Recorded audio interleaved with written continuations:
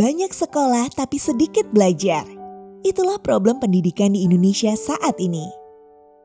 Banyak guru mengajar di kelas tapi tidak memberdayakan murid untuk benar-benar belajar.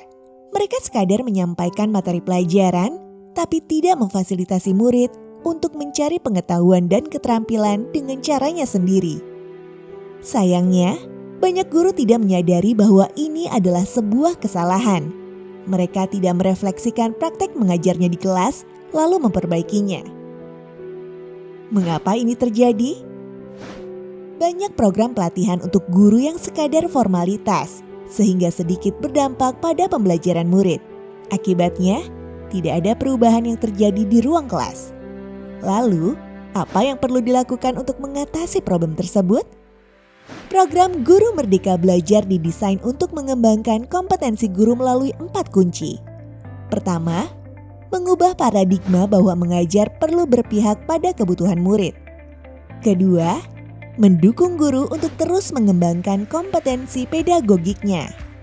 Ketiga, memungkinkan kolaborasi antar guru untuk berbagi praktek baik dengan ekosistem yang mendukung.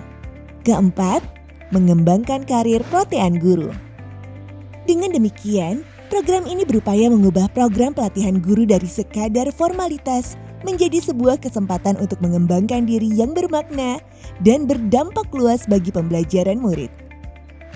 Apa pengaruh program ini? Program Guru Merdeka Belajar telah memiliki 166.216 alumni yang telah melakukan transformasi pembelajaran di kelasnya. Praktek baik mereka dibagikan melalui sejumlah temu pendidik di tingkat lokal dan daerah. Diterbitkan di Surat Kabar Guru Belajar dan ditampilkan pada Temu Pendidik Nusantara.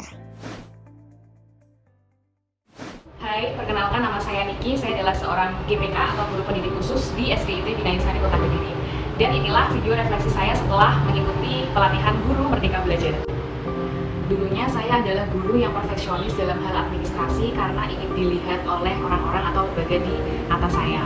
Dari pelatihan di MB, saya sadar bahwa hal ini salah karena harusnya saya berfokus pada kebutuhan murid. Lalu saya juga sering menggunakan nada tinggi bahkan membentak murid ketika mereka tidak segera patuh dengan perintah saya. Kini saya mencoba untuk lebih membangun komunikasi yang positif dan terbuka. Dan ternyata murid-murid pun dengan cara tersebut sebenarnya bisa lebih kooperatif. Sehingga proses belajar menjadi menyenangkan dan lebih bermakna. Dan terakhir, saya tidak lupa untuk melakukan refleksi cara mengajar saya. Biasanya saya minta feedback dari rekan satu tim saya, dan biasanya saya juga mengevaluasi diri saya sendiri. Merdeka Belajar bagi saya sangat asyik. Semoga saya bisa meneruskannya, kemudian menularkannya ke murid-murid saya, dan juga rekan-rekan pendidik yang ada di sekitar saya. Saya Abdul Mujib, Kepala Sekolah di SMP Negeri 24 Hulu Sungai Tengah, Kalimantan Selatan. Sebuah sekolah di pegunungan hutan Meratus. Banyak murid saya yang harus bersusah payah pergi sekolah karena jalannya becek, berbatu, dan sebagian belum beraspal. Sejak 2019, saya mengenal Guru Merdeka Belajar. Saya menggerakkan guru-guru di sekitar saya, mengajak teman-teman merefleksikan pengalamannya sebagai guru. Awalnya saya hanya menggerakkan di kabupaten saya, Hulu Sungai Tengah. Ternyata dapat terus berdampak hingga 76 sekolah dan ratusan guru dari 4 kabupaten lain di Kalimantan Selatan. Bahkan saat ini saya tergabung dalam kepengurusan komunitas tingkat nasional, sehingga turut menggerakkan provinsi lainnya di Indonesia. Tak hanya berkolaborasi dengan guru, saya juga berkolaborasi dengan pihak lain, seperti media massa dalam sektor non-pendidikan yakni sektor lingkungan.